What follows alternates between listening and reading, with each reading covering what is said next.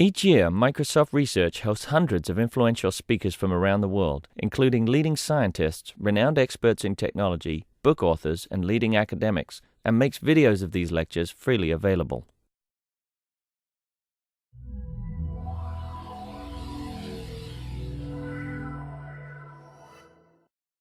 We'll get started with two talks on music and audio processing. So first we have Eric Battenberg from UC Berkeley. All right, my name's Eric Battenberg, and I'm with the Center for New Music and Audio Technologies and the Par Lab at UC Berkeley. We call this place CENMAT for short. That's that cool symmetric logo up there next to our bridge. And this talk is entitled The Breadth of Applications for Music. I'm not going to be focusing on one particular application, but a few different things we're working on at CENMAT. So there are hundreds, literally hundreds of applications for music, and also plugins. And plugins are things little pieces of code you can use to extend existing music applications. So these are the four main areas we're working on at CENMAT and at the Par Lab for music applications. The first is performance and composition, and put some cool logos to grab people's attention here. First, Guitar Hero. That's one way to interact with a computer musically. Also, the Max MSP visual programming environment is something that musicians have been using a lot. And Pro Tools is the most popular audio editing software, and that's just a way for amateur musicians to edit their audio at home. Second, music information retrieval, and that's a lot like content-based image retrieval. It hasn't seen as much academic attention, but there are companies popping up doing a bit of this, and then there's also this IRCAM Institute in France that does a lot of research in that area.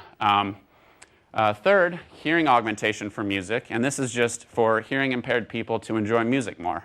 The types of processing that you need to do to enhance how music sounds for the hearing impaired is very different from what you need to do to make speech more intelligible. So we're working on that, and this is a little subjective space that we train with a neural network that enables the hearing aid wearer to kind of navigate around and decide on a fitting that's best for them, a set of parameters that process the audio according to their specific hearing loss. And last is three-dimensional sound. This is large arrays of speakers and microphones for reproducing three-dimensional sound. We're working with Meyer Sound, and over here we have an example of a 120-channel spherical speaker array. It's about this big, and it's used to recreate really cool three-dimensional sounds, real-sounding instruments, because you get really interesting radiation patterns in real life rather than just a single speaker pointing in a certain direction. So in this talk, a little bit of background on music applications, and then some insights into music and parallel computing, the implications that music applications have, the requirements they need from parallel computing in order to make it work. And then I'm going to talk about a case study, parallelizing drum track extraction, which is a particular type of music information retrieval, source separation, on OpenMP and CUDA. This is targeting GPU architectures, NVIDIA GPUs, and just multi-core processors in general. But before that, I'm going to talk a little bit about how to communicate the computational needs of this project here using parallel design patterns. And this is just a high-level way to kind of understand what the needs are, what things are being done in my application. And last, a fun brainstorm, something cool, the future of music information retrieval, and hopefully it'll be a fun, motivating example. So for music composition, we're working with different musical interfaces, electronic interfaces. These two are developed at CENMAT. This is a touch-sensitive drum with conductive fabric. You can do interesting signal processing on that. We have this 24-pad multi-touch array that is pressure and location sensitive, and David Wessel performs some interesting pieces with this. And last, we're not working directly on this, but we are somewhat involved. This is the Reactable. Reactable. It's a cool table where you place these little tangibles, they call them, little things on here, and make really cool music. I suggest you Google that because it's a really cool example, and it's really easy for novices to play around with and make really cool sounds. For audio editing and audio recording, there are tons of amateur musicians nowadays making affordable home studios just using a personal computer, a sound card, and audio editing software like Pro Tools. And they call this a digital audio workstation. And you can get really professional quality sound out of these just using all these audio effects if you have a good microphone. I guess I should have put a microphone on there too. That would be part of the cost.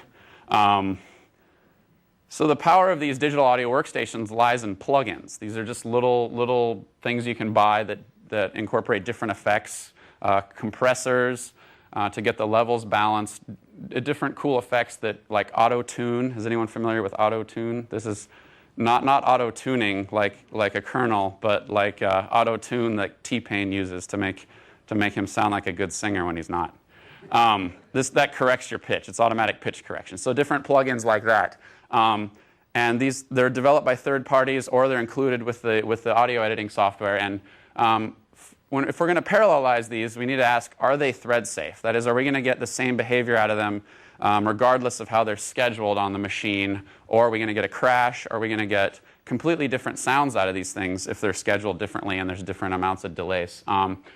When they're composed, are they going to cause catastrophic performance conflicts? That is, is the performance just going to become unbearably slow when these are competing for resources within the application? And last, will they appropriately share hardware resources with other applications running on the same machine? Because real-time performance is so important for audio applications, particularly live performances, sharing hardware resources is really important. So to answer these questions, the Parlab has been working on two little projects, not little projects, two big projects. This is the tessellation OS is how they're envisioning a space-time partitioning amongst applications. And then down here is Lyth, and that's a second level within your application. How are you partitioning resources amongst the different libraries and system calls? So that you aren't competing for cache, destroying your cache when you're time sharing a core. And for the at the OS level, another thing that music is going to need for real-time performance is timing and deadline guarantees. Right? So if you're doing real-time performance and you don't meet a timing deadline, you're going to get a click or a pop. Also, if two things are split onto different cores, they may end up being written to the audio buffer at different times, and you'll get a completely different sound out of it. And I'll have an example of that in a second. So the next point I want to make is that music is inherently very parallel. This is just a score of different instruments playing, and you can see all the voices. It's like 20, 30-something voices, all going in a very data parallel way. But the important thing here is that synchronization, audio synchronization, and timing are very important. If these things aren't occurring right in time, the ear is going to be upset. Right? So timing is, here's an example. It's going to be an audio example. Hopefully you'll be able to hear it. If we have a copy of a piece of audio and we process another copy of it on a separate core and we miss a deadline, that is, the audio buffer needs to write to the digital analog converter at a certain time, and the other core doesn't meet that deadline, it's going to be writing a frame late, right? So if we're just delaying another copy of the audio by 1 millisecond, we get this combing effect. Anyone familiar with digital signal processing will see that this is like a comb filter. We get these notches in frequency. And just with the 1 millisecond delay, I'm going to show you an example of this audio here.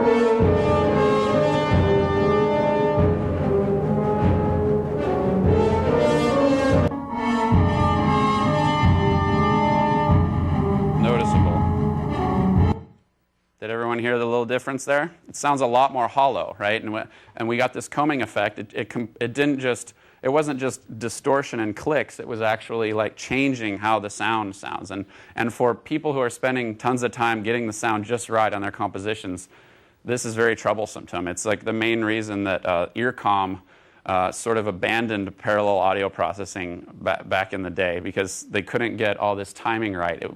Things would just not sound deterministically correct. So one way around this is open sound control. This is a standard developed SENMAT and EARCOM, and it's a way to kind of communicate audio performance data, sort of like MIDI. Back in, well, I still use MIDI a little bit. But it operates over Ethernet, and the important thing for us here is that when you're sending audio performance data, you can include these high-resolution time tags, and these time tags can be used to synchronize, right? If you'd say when this audio event occurred, and it arrives at the audio buffer, then you know that you need to delay something else if it has been delayed, in fact. So then you get the synchronization there, all right? So next area, which is my area, I'm working on music information retrieval, and we call that MIR. Also at MIT, they have a machine listening group. We like to call it music understanding because we feel that's a little more all-encompassing than just information retrieval, and that's sort of capturing the psychological aspect of a human experience with music. Up here in the corner, in the middle, is an audio waveform. And this is an example of music transcription. You're producing a musical score at the top there from the audio events. Also at the bottom, that's called a piano roll notation, or it's like a time and frequency or time note-based plot. That's one application of music information retrieval, automatic transcription. We can also do source separation, which is isolating different instruments for analysis. Similarity, playlist creation. Playlist creation is, I think, the thing that most people can wrap their heads around as being useful. Just anyone who listens to music. Say, I'm in a mood for a certain Led Zeppelin song that it doesn't rock out too hard. It's pretty easy listening. But I want to listen to some classic rock like that. I'll give it this Led Zeppelin song and find me other songs like this and make a playlist for me, right? Instead of just saying, okay, I'm into the mood for this Led Zeppelin song, and then I end up listening to the rest of Led Zeppelin's album. And that's usually how most people listen to this stuff, unless maybe you go to Pandora or something, right? Pandora will do that for you, but at the expense of you're connected to their server, and also all that information that they use for comparison is made by humans.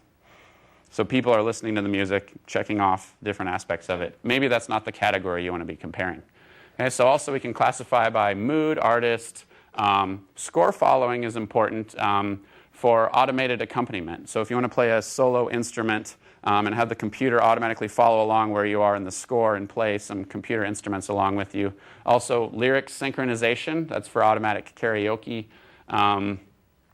And last, song segmentation, splitting up a song into verse, chorus, bridge, etc., because they may be pretty different parts, and you can analyze them independently then.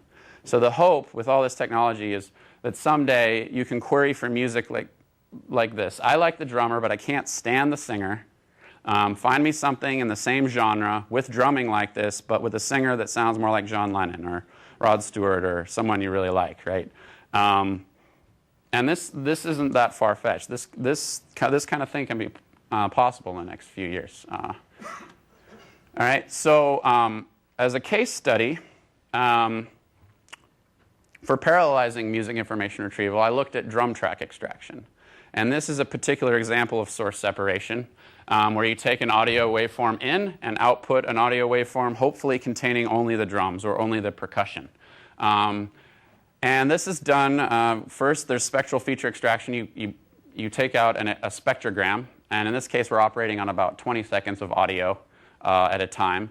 Then non-negative matrix factorization, that's NMF here, is used to split up this spectrogram matrix into time and frequency components. And you can select the number of components you want in this. Usually I use about 30 components. Just in popular music, there's enough things going on at once that 30 components works pretty well. And then you extract features from the components so that you can classify the components as either percussive or not, or drums or not. And then you resynthesize the audio corresponding to those components, right? And the important thing computationally is that 80% of the time in a MATLAB implementation is spent on the non-negative matrix factorization. That's the unsupervised learning routine that is iterative, and it takes a lot of computation. And so it's in the MATLAB implementation, this is my optimized MATLAB implementation. Some naive implementations take about 90 seconds to run on 20 seconds of audio, which is totally infeasible. We got it down to about 23 seconds, which people are asking, like, how did you optimize MATLAB, right? It's MATLAB. But, I mean, avoiding, for loops, using single precision when you don't need to use double precision. Audio is very single precision. The samples are 16 bits usually. That's how we got it down. Also not computing things. Some people do some silly stuff in MATLAB. Anyway, we got it down to about almost real time, 23 seconds. But we're going to parallelize this and try to get it, down a lot using OpenMP for multi-core machines and CUDA for GPUs. Yeah. The SVM. Very tediously. I ran it on lots of clips of audio. Listened to the components. Drums, not drums, drums, not drums. I made a little interface to do it really quickly. Yeah, I hand did it about 100 clips of audio. And then I cross-validated everything. Pretty good results. The classification is 2 or 3% error rate, actually. Yeah, so here's some audio examples.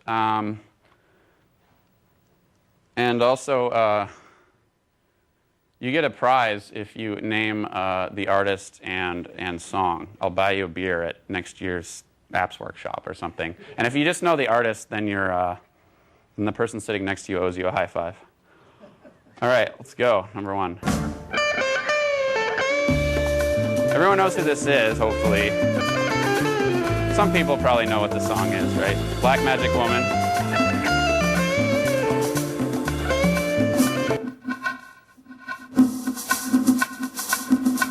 Now, it's important to listen to the audio, to the drums in the original version. Most people just hear Santana playing, right? If you're a drummer, you might have heard all these drums here. Now, the drums aren't, it did a pretty good job of separating out. You don't hear the guitar at all, right?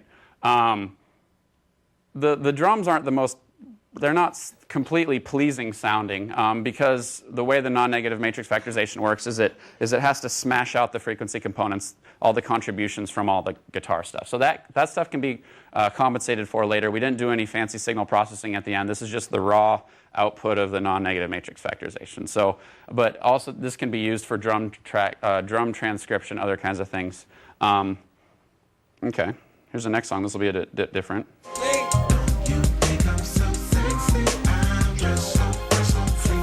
Does anyone know who this is? No one in the entire room. No? Outkast? Has anyone heard of Outkast? They rap. They're a rap group. It's a different kind of music from Santana. All right.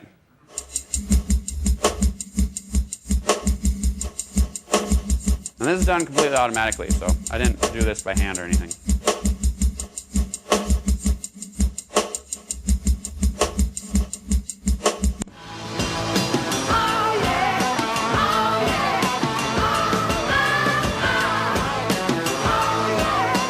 Raise your hand if you know the name of this song.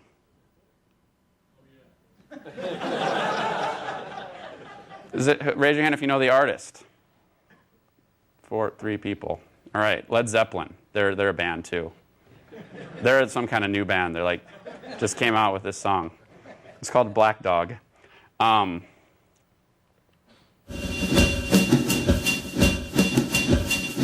you can hear there's a little bit of distortion in the spectrum and a little bit of influence of the phase on the phase from the singer's voice and the guitars and stuff, but it does a pretty good job. All right, so here's what comes out of the non-negative matrix factorization. This is an audio spectrogram here. It's kind of flipped upside down so it looks like a matrix. But it's aligned with the drum score here. This is just only drums here, so to get an idea of what comes out of this. Factorized into 3 components. And the 3 components, these are the spectral contributions, or whenever something occurs in this row here, we're positively scaling the contribution of this part to the spectrum here. And this is the time contribution of each of the components. And it's aligned with the drum track here, so you can see all the hi-hat hits are lining up with the hi-hats and the score and the bass drum and snare drum, etc. Yeah? When somebody hits the hi-hat, depending on how hard they hit the hi-hat, doesn't that change the timbre and the frequency? It does, yes. So the reason non-negative matrix factorization works pretty well for drums is that the spectrum is a spectrum for a drum is fairly stationary. How hard you hit it, it definitely changes the timbre. And if you are, this is a very canned example because these are, I just synthesized this using the same drum sound each time. So the reason you use more than the number of instruments you have as the number of components is because sometimes things sound different, right? So if you're going to hit the snare drum really hard, the timbre will change. That'll end up being a different component. But as long as it's classified in the end as drums, as a spectrum that sounds like drums, or a time component that sounds like drums, it'll end up in the drum track at the end. Yeah? So different hits to the snare drum will be different instruments. Yes, that's true. Yeah, hit it harder, hit it on the rim, hit it on the side, different sounds. Yeah. All right, so non-negative matrix factorization is an optimization problem. And the important thing here is that we're minimizing a cost function. And instead of just using a mean squared error for the reconstruction between the product of those two matrices and the original matrix, we're going to use this divergence function. It's similar to the Kullback-Leibler divergence. It's a log-based function. And this has been shown to work well for music. And the important thing here is these are the gradient-based updates that iteratively minimize this. And this cost function here is not convex in both W and H, so we will be arriving at a local minimum. And some people get around this by doing the optimization multiple times and using the best result. But you do come up with a non-global solution, but it still works pretty well most of the time. Computationally, for a typical 20 seconds of audio you're factorizing a 512 by about 3,000 matrix, and we do it into 30 sources. So for each iteration, this can be broken down into about 400 megaflops of single precision matrix multiplies and 3.6 megaflops of divides, which are pretty slow. For those of you who, yeah? So megaflops is number of flops, not flops per second. Yes. I usually use lowercase when I'm number of operations and all uppercase. What is the convention? Is there a convention for number of flops per second? Okay. Yeah, and then also important for parallel, we have some sums here. It's not much work, but if you're going to parallelize this onto a lot of threads, it requires a lot of communication to do sums in this way. And also, we do some other things here. Compute a log-based cost function every 25 iterations, which is pretty slow because logs are slow. So how can I communicate to you what this app involves, what the important design considerations were in this application? How can I come up with some jargon that'll help you understand what went into this, and also communicate to other application experts like Jim Demmel what I need out of this application? And one thing we're working on, this is sort of a plug for something we're working on at UC Berkeley, is this parallel design pattern language. And we call it OPL. It's just a working name, our pattern language. But it's hierarchical. And you start up here with, I don't know if you can read all this, but for example, dense linear algebra is one of the computational patterns here. And depending upon what architecture I'm parallelizing this on, this may be decomposed into different patterns down here. So dense linear algebra, we're doing some matrix multiplication. We're using this pattern. If we're doing it, if we're going to do a block decomposition, we can use the geometric decomposition pattern. Later on, maybe distributed array pattern and some SIMD. So they'll all just be, these patterns will be decomposed hierarchically. And the importance of this is to help communicate to new parallel programmers or just programmers in general who are starting with this sort of high-performance computing jargon here about the best practices because HPC has been, parallel computing has been going on for a long time in the HPC community. Only with applications developers has it been starting up more recently. Gives us a common terminology and helps guide the design process. Okay, so yeah. Next week, actually, we're having a joint workshop with the UPCRC, Illinois, and Berkeley to discuss this pattern language right after the Parallel retreat. So if any of you guys are coming for the Parallel retreat, you can stay and visit. All right. So for for example, just this leg of the iterations, updating the H, which is the time contributions, we can decompose this into this little block diagram of matrix multiplies, element divides, and then column sums.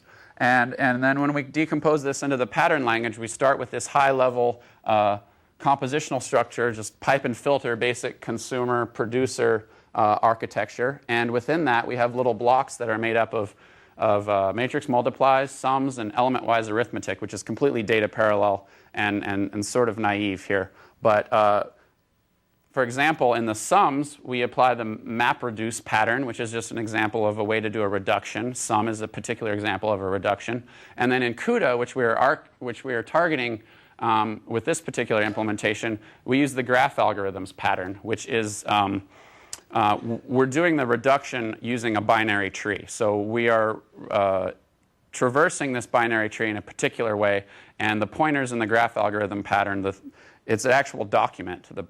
Each of these corresponds to an actual document written about the best practices and pointers to helpful resources for programming these things. That can be decomposed all the way down to SIMD and collective synchronization on the CUDA architecture. So hopefully you have a better idea of like what goes into this, all the computation here. We have the matrix multiplies, sums, and element-wise arithmetic. Okay, so for the OpenMP implementation, it was really easy. I did this in like 30 minutes. And I took my sequential code, wrote some reduction routines, wrote some data for parallel for loops. Who's written OpenMP here? Raise your hand. Everyone. No, not everyone. A lot of people, right? Who's read about OpenMP? Like, who's seen this example for OpenMP? Okay, so this, all you need to do is add one line, and if your work is embarrassingly parallel, it'll just divide the work up amongst cores. So you add that, and in combination with this reduction version of that, you just define the reduction operator, addition, and the final variable that you're going to be summing all the partial sums into. And each of these threads can compute a partial sum. Right? So that's the OpenMP I did for this. And yeah, it's really impressive, right? We use the Intel's math kernel library for all the matrix multiplies, which uses OpenMP under the hood, so you can control the number of threads there. And we show the performance scaling on a dual socket Nehalem machine. It goes from 11 and a quarter seconds down to 14 threads, 2.6 seconds. So we get like about a 2 times speed up going from 1 to 2 threads. But as we get to 14, we get to the minimum, it's definitely non-linear scaling. So this probably won't scale well on the same architecture, using the same programming model. Though we did get a 7 times speed up compared to the MATLAB implementation, which down to 2.6 seconds from 20, that's getting pretty good for 20 seconds of audio. All right, so CUDA, I'm not going to go who's actually programmed CUDA?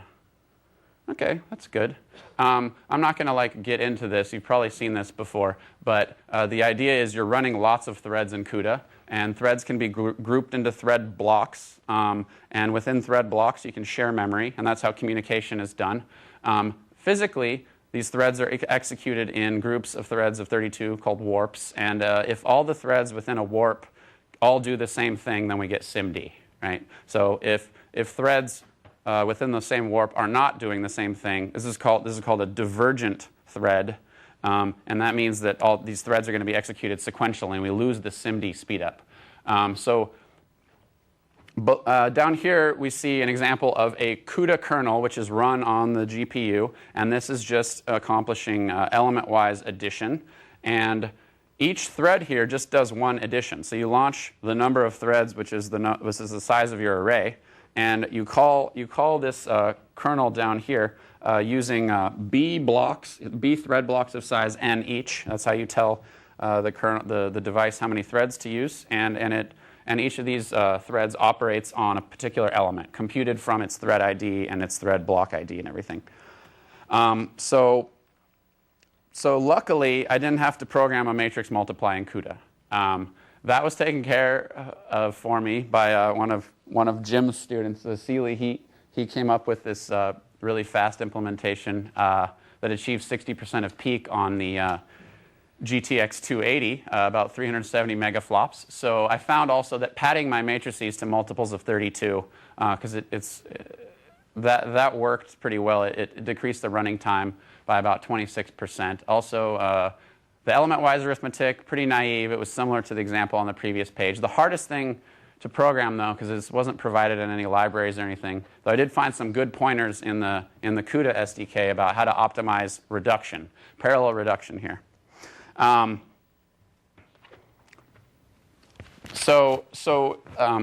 Parallel reduction is accomplished in CUDA best using a binary tree traversal. So each thread copies memory to shared memory, local shared memory, from global memory, and then we do a series of 2-element reductions down until we arrive at the final sum. Now there's different ways of organizing this, different ways of assigning threads and how they operate on different elements, and the optimal way of doing that is to assign threads so they're adjacent to one another and assign them to have a strided memory access pattern.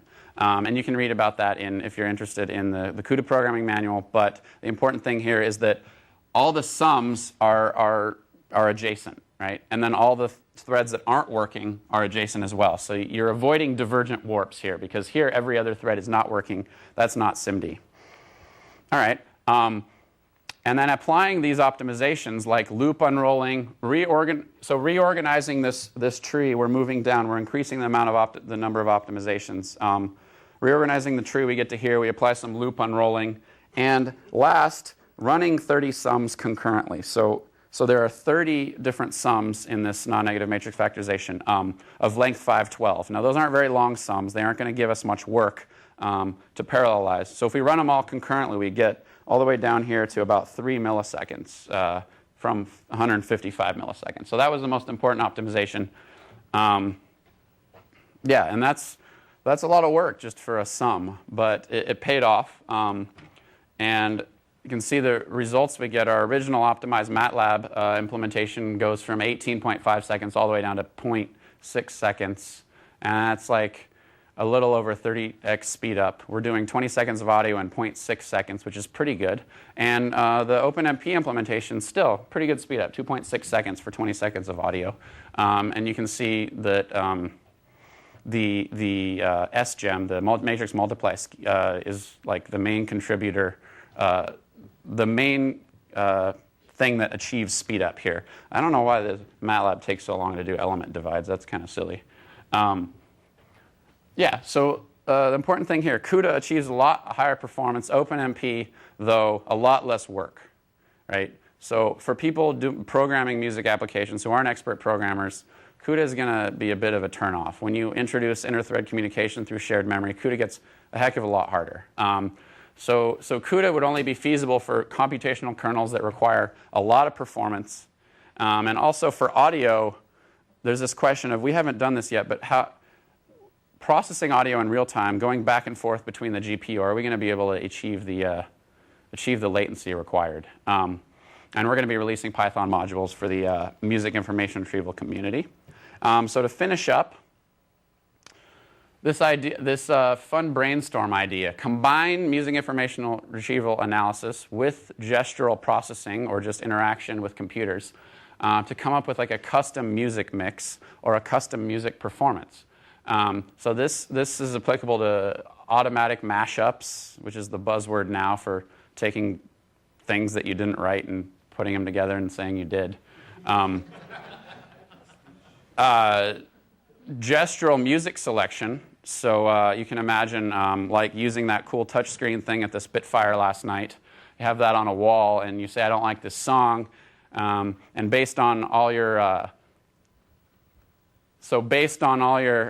personal preference data, an audio database in the cloud of music, and some music information retrieval, maybe we could navigate a personal space of songs we like. So let's say we're at a party and the song is too loud, or it's getting everyone too rowdy, and you want to tone it down a bit. You can kind of traverse this space, come up with a point where it fits the mood correctly, and just stop there. So maybe seamlessly moving between different songs until you get to a point where you think it fits your mood the best, and then just leave it there and let the computer decide what fits that mood best. And you can combine all of these music information retrieval with gestural processing, cool interfaces, and just come up with a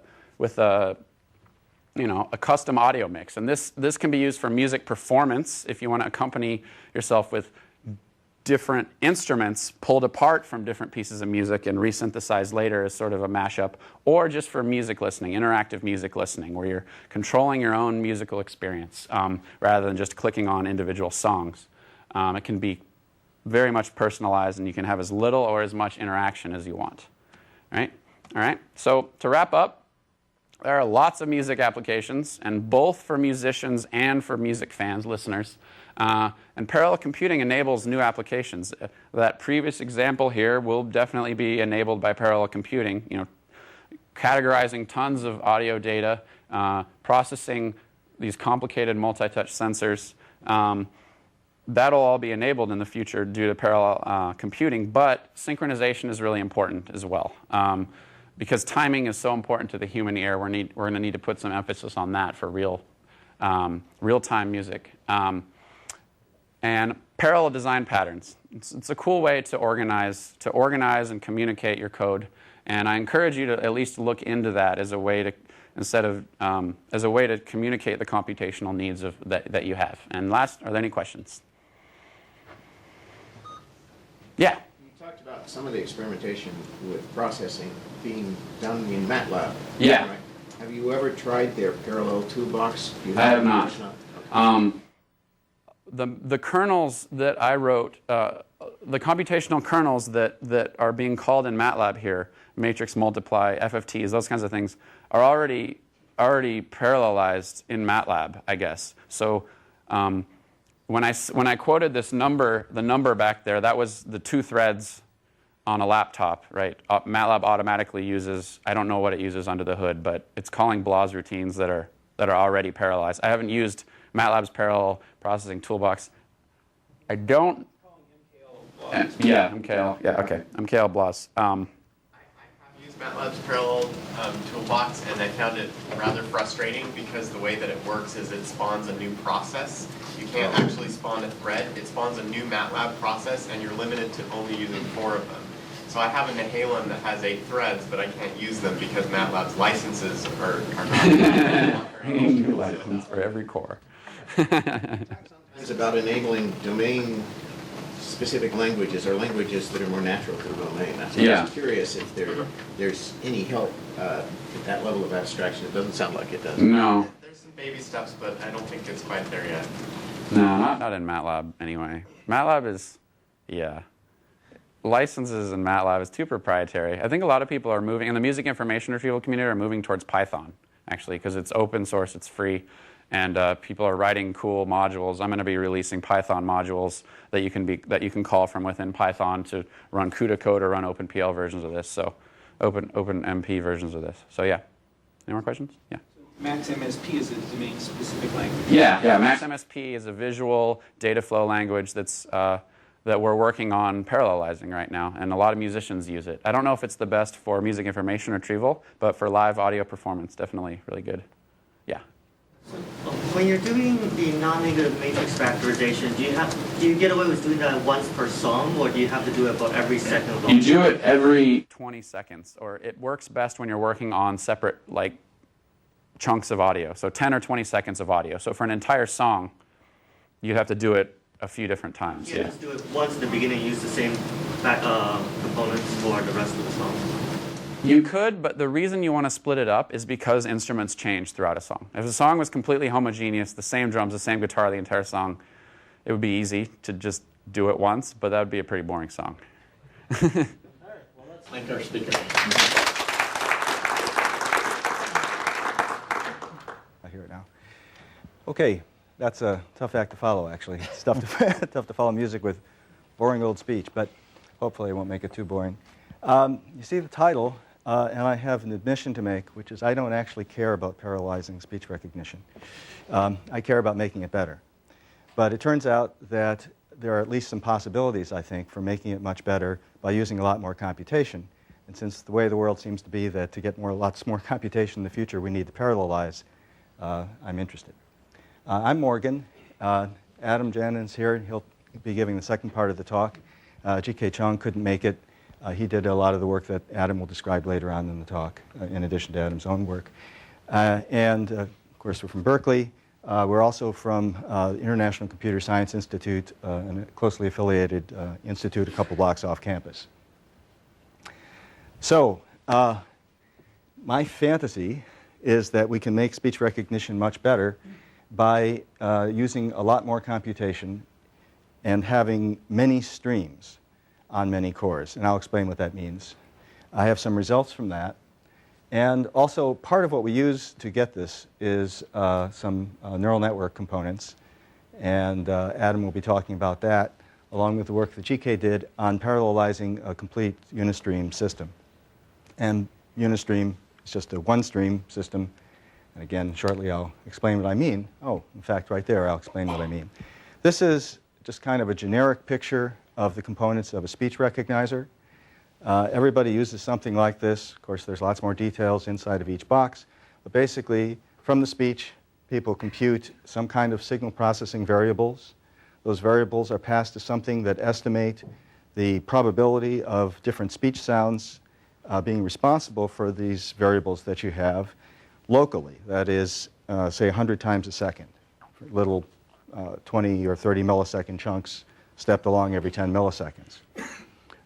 These are going to give you probabilities, but the way that they are able to give you probabilities is that there are acoustic parameters which come from models that have been trained on a lot of data offline.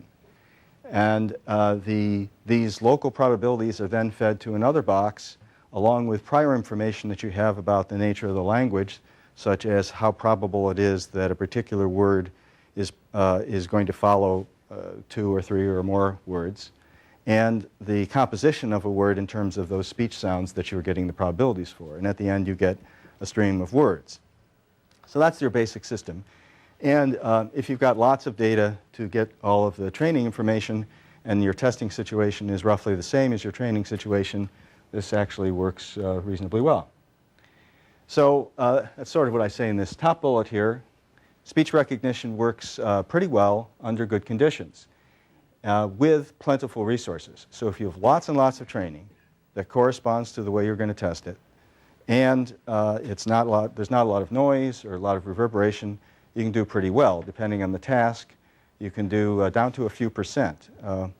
We recently did a Mandarin broadcast news task, and once we got enough data, over 1,000 hours of data, we got the broadcast news down to a couple percent.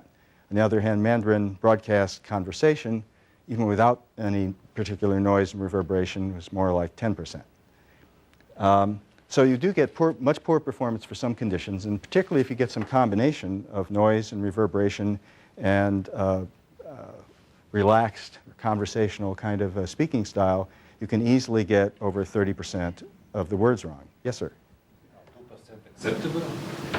Well, it depends on the application, but if there's human beings generally don't do particularly better than that. But if you actually look at results of, for instance, just recognizing numbers by human beings in a call center, after lunch, it's terrible. After coffee, it's pretty good. And even 30% is acceptable for some applications. For example, in information retrieval, 30% doesn't have a whole lot of effect because most of the speech recognition errors are versus the, in versus on, things that are on the stop list for information retrieval anyway. Yeah. So 2% could be not good enough if you were doing something stupid like trying to control a scalpel. Firing missiles, right? Yeah, then 2% is not good enough. But on the other hand, as Adam's saying, if you are doing voice search, maybe 30% would be good enough. But there's certainly a range of applications where you'd like it to be much better than 30%. And you do have those kind of numbers for a lot of data sets. So what people have already done is made use of several different signal processing methods, not just a single one. In fact, a number of the best systems have 2 or 3 different kinds of ways of looking at the speech data, and they incorporate them in different ways, and they do pretty well. But in general, people have found once you have 2 or 3 of these, if you go to a 4th or a 5th or a 6th, you get diminishing returns.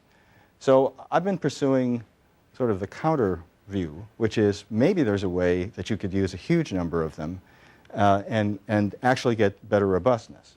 I'll show it here. This is basically the same picture, except we have different signal processing modules. And the reason why I think this could help is that it could be that, say, if you had thousands of these, maybe you only need 3 or 4, but in a different situation, acoustically and in terms of speaking style, et cetera, it might be a different 3 or 4. So where this fits into parallelism, well, the front end that I'm imagining is embarrassingly parallel. Now, as the front end is now, that is what I'm calling the front end is the signal processing chunk. Saying that you're going to parallelize that to anybody who knows this field would sort of say, yeah, why bother? You know, because maybe it's 10% of the computation. But I'm talking about expanding it out and making it lots more computation, in which case you really would need to parallelize it in the future in order to get the throughput. And then it would maybe be 90% of the computation instead of 10%. And I just added this yesterday. I realized that there's a little bit of an analogy with the multi-view, photosynth stuff that was discussed yesterday morning, that you have many, many different views of the same scene. The difference is that, at least as it was described yesterday, this was in order to give you the possibility of viewing it many different ways, constructing a model, and so forth. And here, the major reason for it is that some of these views will be obscured, and you want to take advantage of the ones that aren't. So here's a picture of how we would expand out the front end. Right now, what people do is compute something like an auditory spectrum. And what you mean by auditory varies. But essentially, it's a time-frequency plane with a few auditory properties. The one that everybody uses is that there's less resolution at high frequencies than at low frequencies. But you might have some other auditory properties in there. And then you split up the data. So there was a factorization discussed in the last talk. That's one way you could split up the data. The other is just sort of all over the place. Do different Gabor filters, much as is done in Vision, with different kinds of scales and range and so forth. And then the output of these Gabor filters go into multi-layer perceptrons. And these are trained discriminatively. So they accomplish two things. First, since they are trained discriminatively between different speech sounds, they give you features which are somewhat discriminative. They're pretty good at discriminating between different speech sounds. And the second thing is they output posterior probabilities of these different speech sounds. And the nice thing about posterior probabilities is there's all sorts of cool ways to combine them. So then the last box, I'll come back to the second to last box, but the last box over there is just some transformations that we do to make them nice features for Gaussian mixtures to model. Basically make them roughly orthogonal and roughly Gaussian. So the big questions, we sort of knew how to do all this. The big questions come in here. Because, again, I think if you just combine in a naive way 1,000 different streams or 100 different streams, it's probably not going to work too well.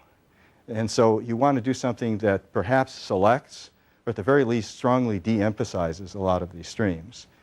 But the main point I want to get at here is that if I was trying to do recognition on this speech, I wouldn't want to have come in here before and trained up on 1,000 hours of other people speaking in this room.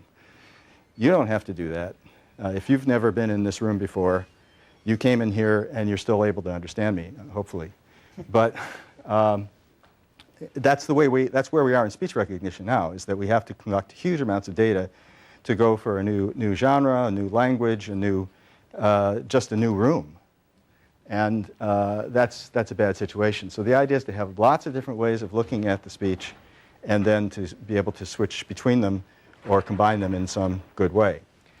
So I think it'll take a longer talk to explain why I think this would work, but the practical engineering thing is that we've tried some of these ideas out, and at least on a small scale they do work. This is a set of results for numbers recognition. Numbers is not just digits. Numbers includes things like 16 and 60. 6, 16, 60, which are all pretty similar. Our best results are sort of under 3% with a sort of standard system. If we add some of these streams, we get a couple percent, which is getting rid of almost a third of the errors. If we add lots more streams, we clearly don't know how to do that quite right yet, at least for clean data. It does get a little bit worse.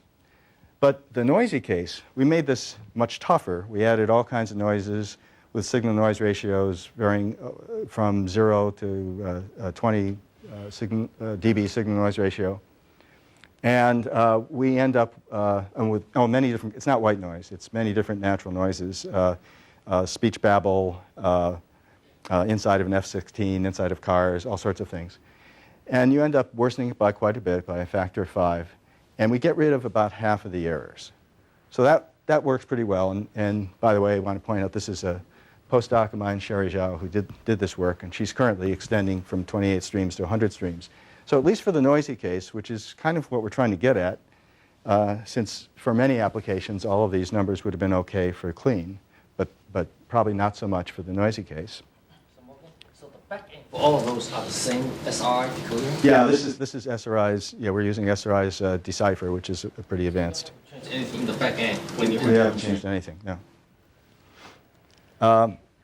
And then we went to a larger task. Still, this case, it's not noisy. It is, some of it's conversational data, which is called broadcast conversation. So it's not that simple. But the MFCC baseline is about 25%, and it's about 22% if we add a few streams. So we haven't gone up to more streams yet. We haven't added noise yet. This is one of my students, Suman Ravuri, who's doing this.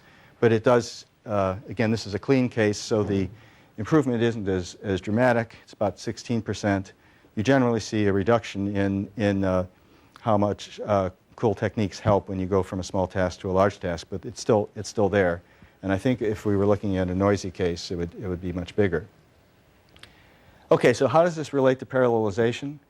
We're going to expand the easily parallelizable stuff, but computationally dominant parts, at least in this many-stream image. The feature streams, multi-layer perceptrons, which take a lot, because these are, by the way, big multi-layer perceptrons. They can be millions of parameters for each one. I should also mention, although I'm talking here about recognition, one of our big concerns for parallelization is training, because right now it takes us a couple weeks to train one of these MLPs, and we'd like that to be an overnight. And the Gaussians for the statistical engine, those are all pretty regular and pretty straightforward to parallelize, but very important. Then there's parallelizing a full unistream system, and this is G.K. Chong's work that Adam will talk about in a moment. But ultimately what we want to do is work with a full application, which we haven't done for Parlab yet. And of course the reason why we want to do that, take a full application, is because we want to watch out for Amdahl's law. And there may be other things that we're just saying, oh, that's not very important, and they could kill us. So we want to ultimately end up with a demoable version of a complete meeting diarizer or a browser. This is a picture of one that was done as part of a European Union project where you have time moving along here, and you have different speakers. So you're separating out by who's speaking when, and you have a transcription there, and then there's other notes that can go off to the right, such as summarizations. The European, when the Europeans did their collection, they also did video, and so there's other video can be attached to it. So these things already exist at a research level, but again, the performance is at this point still not all that great. We'd like to improve that and also be able to handle more ad hoc meetings that might occur in noisy or reverberant environments. Okay, so again, just to give credit, Sherry Zhao and Suman Ravuri were working on this, trying to make things better. At ICSI, Adam and Chris Way works with him, work on making it faster. And G.K. Chong and Youngmin Yi are working, who are Kurt Kreutzer students, are working on this full Unistream system. And that's my part. Oh, yeah, sure. In the work you described, there's one back-end recognizer that's Yes. running on multiple streams. Yes. Is there a reason for not running multiple back-end recognizers, each on one or a subset of the streams? Well, I think the notion is to do the combination as early as possible, so that you have as good information to pass on later as possible. I mean, in a real system, if you were facing something I know you love, DARPA kind of deadlines, you might want to partly do some of each. Like people, for instance, in SRI system, they they take the 2 or 3 stream system that we have already, and they take another system that's unistream, and they cross adapt. So there's combination here and there's combination there. Then they take their system and combine it at a rover level with Aken's system, and so in a system where you don't care about how much junk you throw in there, you'll probably do all sorts of things. But I think the thing that we're pursuing, not that another method wouldn't work, is a notion that's more like what we think is going on in I didn't talk about this, in mammalian auditory cortex, primary auditory cortex, where there appear to be many, many different representations. And so the brain does something with that. I don't know what goes on after the primary auditory cortex. Just to add to that, though, the other reason also is that for Parlab, we're more interested in online and real time, whereas for the competition systems, it's all batch encoding. And with a batch, you can wait until you're sort of at the end of a news show, and you have an entire utterance, an entire hypothesis that you then combine with another system's entire hypothesis. It's not clear how you combine at the decoder level if you're trying to do it online, real-time online. So when you expand from 1 stream to 100 stream, do you expand the auditory spectrum, or do you expand the number of Gabor filters there? We expand the selection of Gabor filters that go into a particular stream. So one thing that's probably a little wrong about my picture is that each of the streams actually consists of some collection of Gabor filter outputs. And so you could easily expand out to 1,000 given the combinations of how wide you make them and how much of the spectrum corresponds to what Gabor filter and so on. But right now, 28 to 100 is all we're doing. But the auditory spectrum it's just the base that we work from, and then you take chunks of it and run Gabor filters. Typically, initially we run the same Gabor filter on all parts of the spectrum, but we could change that. But I thought in auditory research, people typically think about having different aspects of the auditory spectrum, like a rate, synchrony, all this. There's a lot of space. Yeah. So I sometimes think of auditory in this context as meaning whatever people haven't implemented yet, right? In real systems, right? Because POP is auditory, but everybody has POP, so they don't think of it as auditory anymore.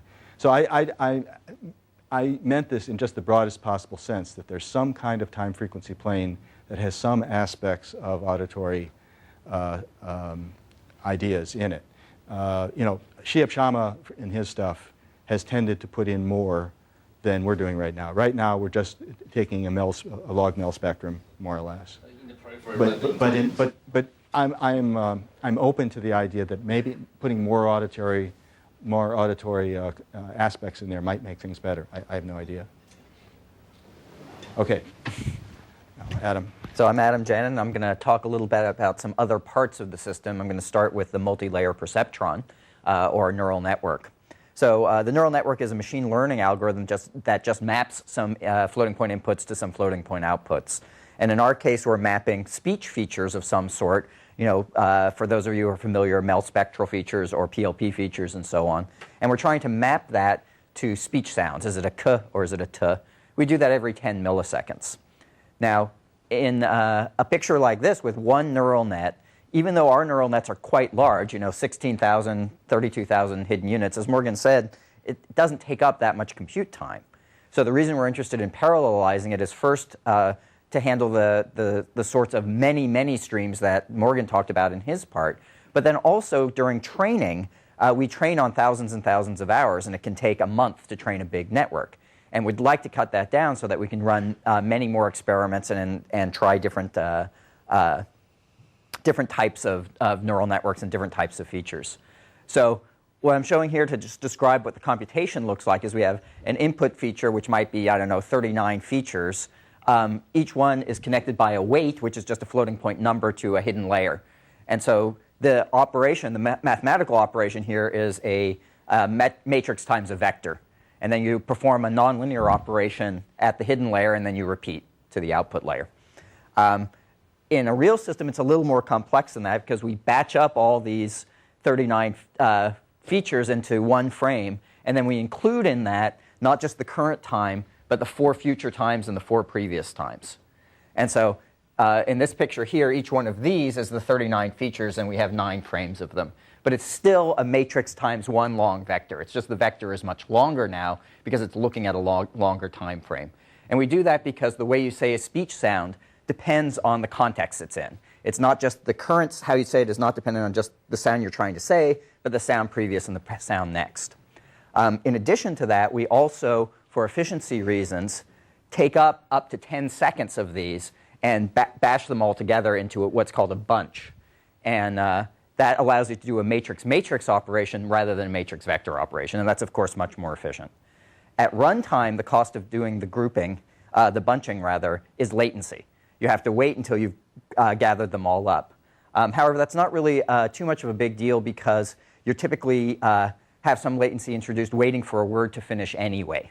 And so introducing a few seconds of latency at this point isn't a real problem. The bunch sizes change the training in that you're now optimizing for something slightly different than you would if you did it one at a time. But in practice, you get the same results either way. It's not very sensitive to that. And the matrix-matrix operation is much more efficient. And so in terms of parallelization, we already have an existing optimized multi-core implementation called QuickNet that was developed at ICSI years ago and has been parallelized sort of over time for existing cluster computers. We use that quite a lot at ICSI, and other places as well have used it. We've also developed a CUDA implementation, and it gets about 3 times the speed that QuickNet currently gets. I don't have a uniprocessor number on what the speed up is over a single thread, just because we just never run it that way anymore. But I certainly could if people were interested in what that is. Now, once we optimized the matrix-matrix multiply, the computational bottleneck actually ended up being a combination of assembling the data for the context windows and the nonlinearity. And so we addressed that by doing a fast approximate exponential on the 8-core version. And then fortunately, CUDA has a built-in parallelized exponential. And so we use that on CUDA. And so with those optimizations, we're now compute-bound for any large net, which is what we typically run. So as long as you're running a net with thousands of hidden units, we're completely computation-bound on these platforms. The next topic is something we're working on currently called a tonotopic network. And it's called tonotopic because we organize the features roughly by tone. So these features down at the bottom are low frequency. It's how much energy is there in the low frequency part of the spectrum. And the higher up ones are how much energy is in the higher parts of the spectrum.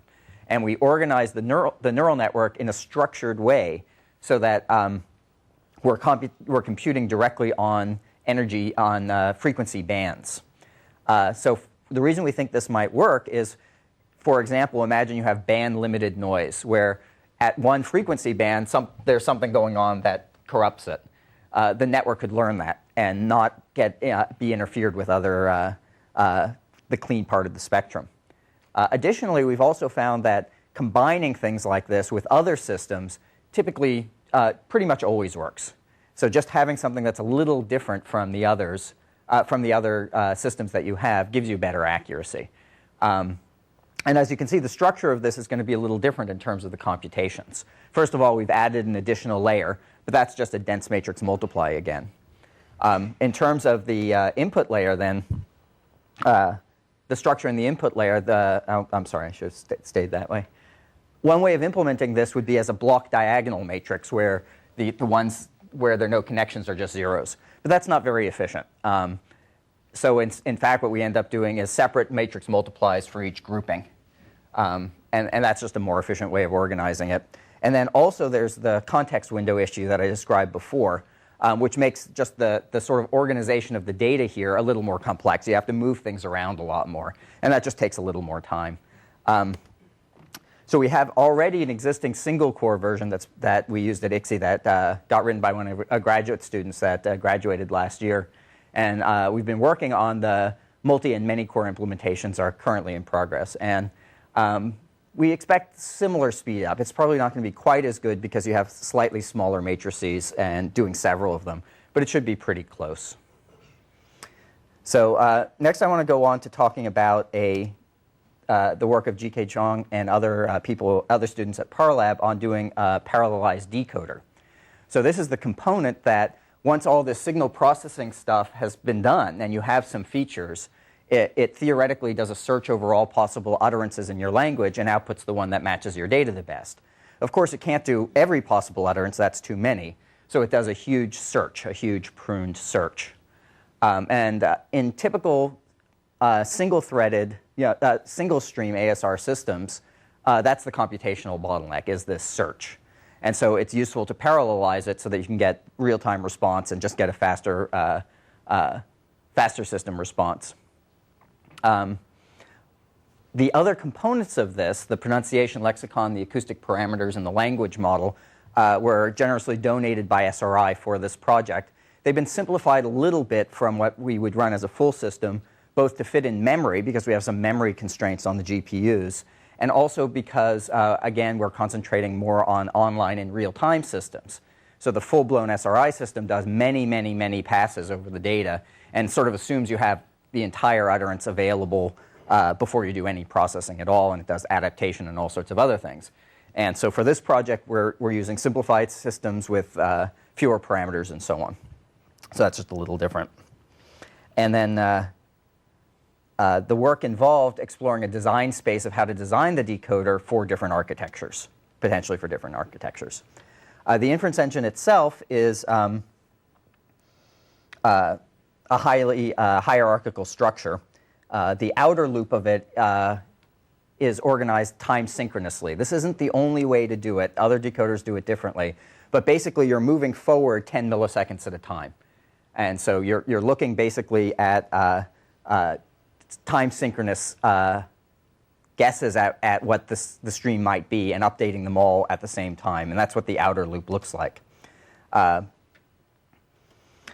next loop in consists of three phases. The first phase is basically the computation of the acoustic models. It's a Gaussian mixture computation that you're doing for all your current hypotheses. And this is completely compute bound and embarrassingly parallel. It's well, not embarrassing, I shouldn't say that. It's a little more complex than that. But it's reasonably easy to parallelize compared to phase 2 and 3, which involve keeping track of your updates. And again, because you can't search every possible hypothesis, you have to just keep track of the best ones. And to do that, the hypotheses have to communicate with each other to keep the updates in order. And I'll talk a little bit about that in another slide. The hardware platforms that we ran this on are a multi-core conventional and then also the many-core NVIDIA platform. And I think people are probably familiar with these architectures already. But you can see what the sort of performances look like. And so this slide is sort of the punchline of the best system. And I'm going to go into a little more detail later. And it's a breakdown of the time spent in the compute-intensive phase versus the communication-intensive phase. So basically, the whites are the phase 2 and 3, and the black is phase 1. And as you can see, the speed up varies as we go from the sequential implementation to the multi-core and the many-core. All the phases are speeded up, but the communication phases are sped up less than the compute-intensive phases. And so this does indicate that without some additional effort, we'll probably start hitting some diminishing returns on the communication phase, since we're already up to 50% in the many-core case. And then in terms of why the inference engine, GK calls it an inference engine. We typically call it a decoder. Same thing. Why it's challenging.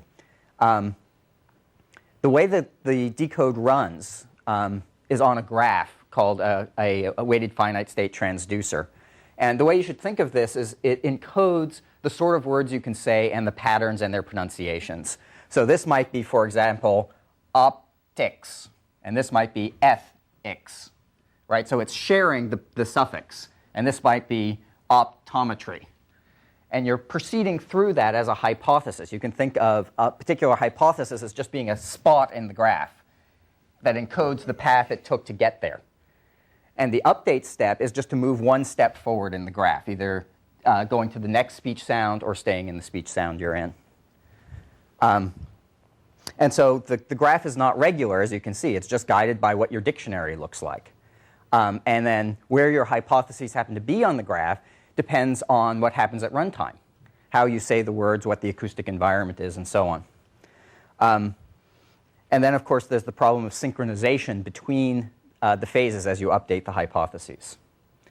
So we investigated a particular design space for the traversal and for the computation, and this slide describes that. So the first choices are sort of how you bunch up hypotheses to go to the different cores. You can either organize them so that you're going over arcs, or you can go over nodes.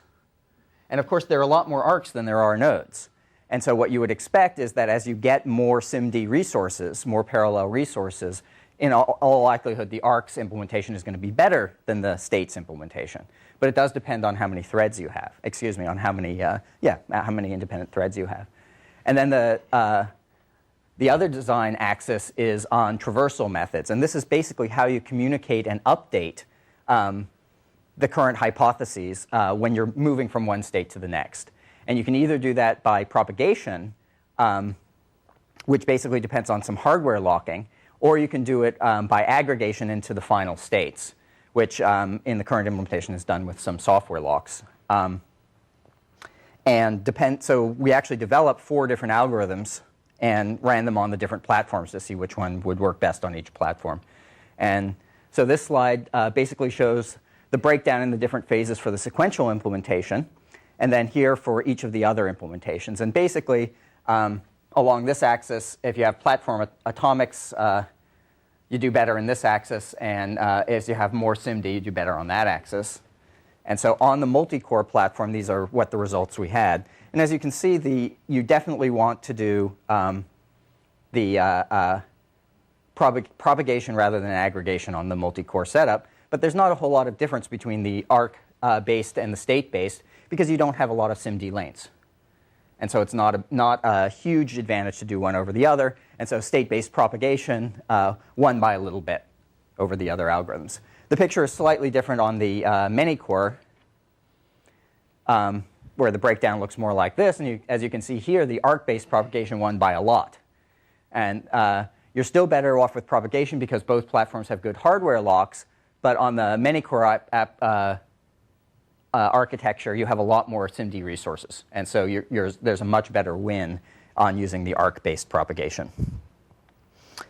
And I think that's all I want to say about the decoder. And then we just have a summary slide. So as we talked about before, speech recognition works pretty well under some conditions, but still can fail quite badly if you have noise, if you have accents, if you have unexpected conditions in various ways, human-to-human communications. And by massively expanding the front end, we hope to address some of those issues, to do better in noise, to be more robust to unknown situations, to be better with less training data.